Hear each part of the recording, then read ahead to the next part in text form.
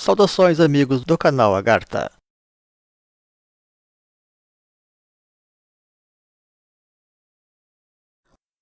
Qual a natureza do regime social que caracterizou as chamadas Idades de Ouro da humanidade? Para se conseguir implementar modelos sociais tão longevos e respeitados, devemos imaginar que havia grande sabedoria e justiça nessas raízes. Por muitos motivos, toca-nos acreditar então que, lá nas origens, as coisas eram realmente sagradas e perfeitas. Neste trabalho, procederemos, pois, a um verdadeiro resgate das bases sociais védicas, antes da crise das castas e sua separação das origens áureas, que resultou no quadro atual de privilégios de nascimento, como um pálido e desfigurado reflexo das ideias originais, depois da nossa vinheta. Deixe o seu like, inscreva-se, ative o sininho e compartilhe. O que vem a ser a sinarquia? Sinarquia é um regime social de concórdia e colaboração, marcando profundamente toda a formação política e a unidade social da antiguidade, de modo que a ideia da sinarquia está presente em muitos mitos e tradições do mundo, conformando assim sociedades orgânicas responsáveis e cooperativas. Idealmente, esta colaboração deveria alcançar dois níveis principais: de um lado, entre os reinos espirituais e a humanidade, e de outro lado, entre as próprias classes sociais humanas, especialmente a partir das mais enaltecidas e próximas da luz neste caso. Em função disto, a sinarquia é o governo dos capazes, onde inclusive todos cooperam entre si através das suas desenvolvidas expertises. Porém, acima de tudo, se trataria mesmo do governo dos capacitados, por receberem todos também treinamento metódico e eficiente a partir das profundas bases espirituais ou universais a elas conectadas.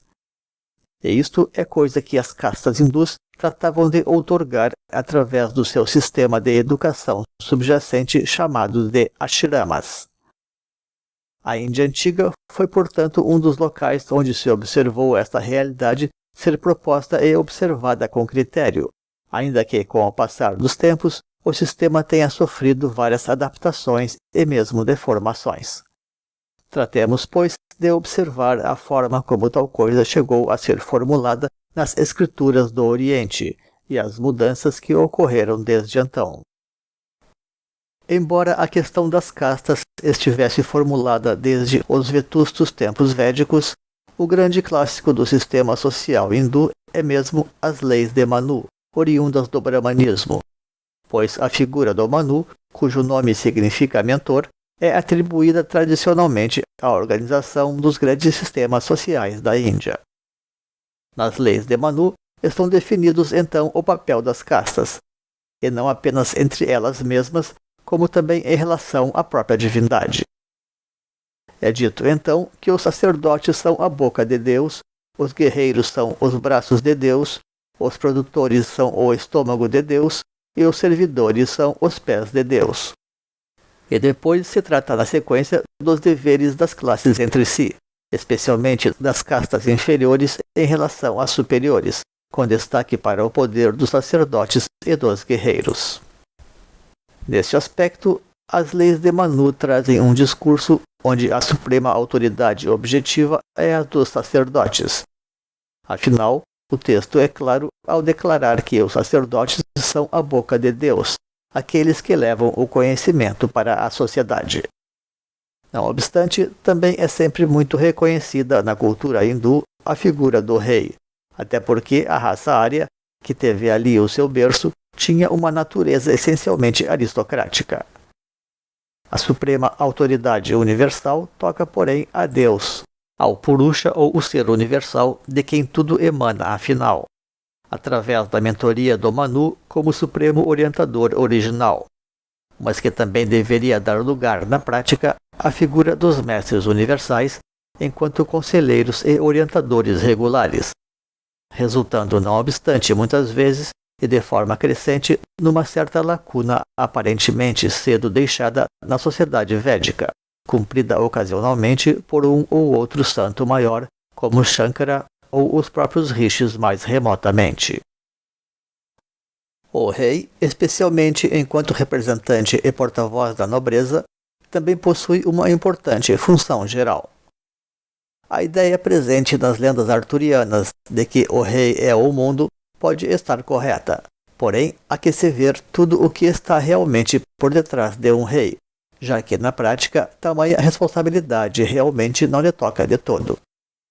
As lendas do Graal representam não apenas uma crônica dos tempos, mas também um manual sobre a construção dos grandes ideais áureos. O rei Arthur recebera então de Merlin um treinamento e a devida orientação para bem cumprir o seu papel. Um auto-iniciado sempre pode treinar um guerreiro porque ele é mais do que um rei, e portanto parte do treinamento do iniciado também envolve as questões da alta nobreza. E com isto, o rei torna-se apenas o braço terreno de uma estrutura sinárquica que remonta aos céus através do alto sacerdócio.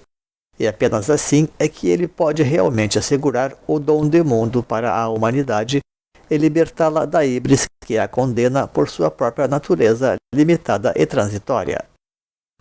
Já os produtores e os servidores não ousam pensar tradicionalmente em termos de poder, porque sabem que não estão preparados para isto. Suas consciências não estão destinadas a atuar politicamente ou desde um plano realmente maior, nem mesmo sob orientação superior, a menos que evoluam para outra casta, como também deveria ser tradicionalmente possível acontecer em função do mérito ou do esforço próprio. E é por esta razão que os nossos tempos terminais de yugas ou de idades materialistas, regidos por ideologias mormente relacionadas à produção e ao consumo, são assim tão fugazes, vorazes e destrutivos, diferente, portanto, dos tempos antigos, onde o tempo tardava muito a passar em todos os sentidos do termo, mantidas como eram as coisas em planos mais equilibrados de cultura, valores e de consciência. Mas por que razão estas castas não se rebelavam então?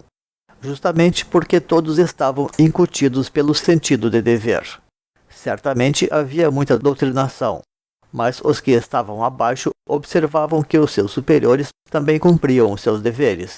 E uma das provas disto é que a Índia pôde manter-se idilicamente como uma sociedade pastoril e também preservar longamente os seus costumes e tradições, sem a usurpação dos poderosos ou a alienação dos invasores. De modo que, em cima disto tudo, existem várias questões a serem tratadas, tal como a referida capacitação das castas, que ainda existe convencionalmente em paralelo com os direitos de nascimento. Pois, na verdade, o sistema de educação, chamado de ashramas, é que prevalecia nas origens, juntamente aos direitos universais, quando sequer havia casta de nascimento com direitos privados ou seletivos, como resultou mais tarde. Por muito tempo, as leis de Manu foram apenas regras simples e naturais transmitidas oralmente, quando as coisas ainda obedeciam à lógica libertária das origens e a sua estrutura estava próxima daquelas das sociedades iniciáticas, das quais elas emanaram com seus devidos rigores espirituais. Na verdade, esta dramática mudança apenas aconteceu a partir do momento em que o sistema social passou a ser administrado diretamente pela própria humanidade, especialmente os sacerdotes neste caso. A época em que a mudança aconteceu foi a mesma em que se perdeu também o elo superior da sociedade com os mundos superiores. Ao se afastar da presença viva dos mestres, como ocorria nos tempos em que os deuses andavam sobre a terra, as castas ficaram como que acéfalas, porque o papel dos verdadeiros porta-vozes do Manu também é o do conhecimento superior, posto que são como a mente que interpreta e atualiza corretamente as escrituras, de forma imparcial e sem reducionismos. Estamos falando, pois, do esquecimento do próprio papel do Manu enquanto mentor ativo e permanente da sociedade, e não apenas como o remoto emanador mítico de um dado sistema social. Afinal, mesmo que o Manu represente em si uma figura toda especial, surgida num dado momento crucial de renovação das coisas, ele segue vinculado a hierarquias intermediárias responsáveis pela custódia das suas revelações. É o que se observa também na delegação de São Pedro por Jesus, resultando na figura papal e muitas outras instituições congêneres através dos tempos, desde o Egito dos faraós. Ainda que a verdadeira participação dos altos iniciados no governo sagrado das nações, e que representa um papel apenas de mentoria, como vimos, ou de conselho superior, sempre foi uma coisa rara e mítica e cada vez mais. Vimos que já em Israel, os profetas atuaram cada vez mais à margem da sociedade. O próprio papel delimitado do mentor pode ser bem observado no caso de um outro Manu ou patriarca mais conhecido das religiões ocidentais, que foi Moisés. Embora sendo um grande iniciado, um exímio intelectual e até mesmo um hábil guia militar, até pela rica formação que recebeu na corte do faraó, Moisés não se achava capacitado a falar ou se comunicar com as pessoas. Para isso, Deus escolheu o sacerdote Arão, irmão mais velho de Moisés, que se tornaria então porta-voz e sumo sacerdote durante a missão mosaica. E assim se afirmavam as bases da sinarquia hebraica. Então temos aqui um exemplo aparentemente objetivo de como o sacerdote se tornou a boca ou o porta-voz de um Manu. Infelizmente, a unidade da sociedade hebraica não sobreviveu além de Davi, o segundo rei escolhido algo a contragosto pelos profetas, a pedido dos hebreus em Jerusalém. Enfraquecidos pela desunião, os hebreus terminaram cativos ou se dispersaram, mas mesmo assim os profetas seguiram atuando no seu meio. Quanto mais elevada for a evolução, melhor a pessoa conhece naturalmente o seu papel e as próprias responsabilidades. Ainda assim, vê-se no Mahabharata que mesmo guerreiros experientes como Arjuna puderam não compreender bem o seu papel, necessitando da orientação de Krishna sobre a sua verdadeira missão. O cumprimento do real dever de cada um é um dos esteios também para o próprio sistema de castas. Não obstante, considerando que os religiosos e os militares são as classes mais disciplinadas e elevadas, especialmente nos modelos sociais antigos baseados em cultura e espiritualidade, não devemos questionar a soberania natural destas classes sobre as restantes, tal como propõem as leis de Manu, especialmente na medida em que o conjunto das regras tradicionais seja contemplado, ou seja, a observância do conselho dos mestres e a sujeição ao sistema pedagógico adequado. A imagem da sinarquia trina pode ser depreendida, então, da colaboração entre a hierarquia superior dos adeptos e o sumo sacerdote como representante da classe dos sacerdotes, assim como pelo rei como representante da classe da nobreza. Esta espécie de sinarquia representa realmente, pois, um verdadeiro modelo tradicional para a sinarquia histórica. Naturalmente, existem variantes, mas nada se afasta muito disto.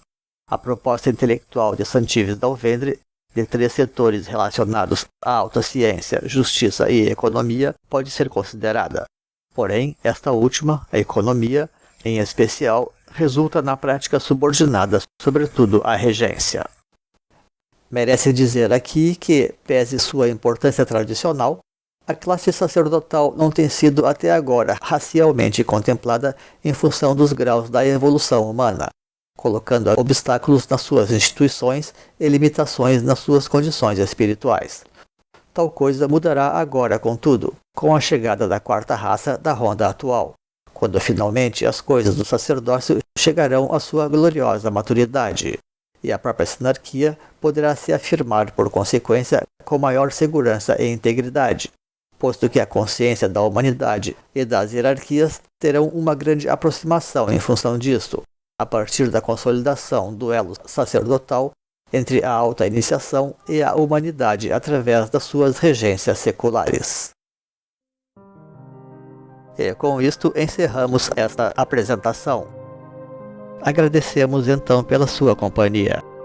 Deixaremos nos créditos links para vídeos, livros e blogs que possam enriquecer os conhecimentos sobre os assuntos desta apresentação.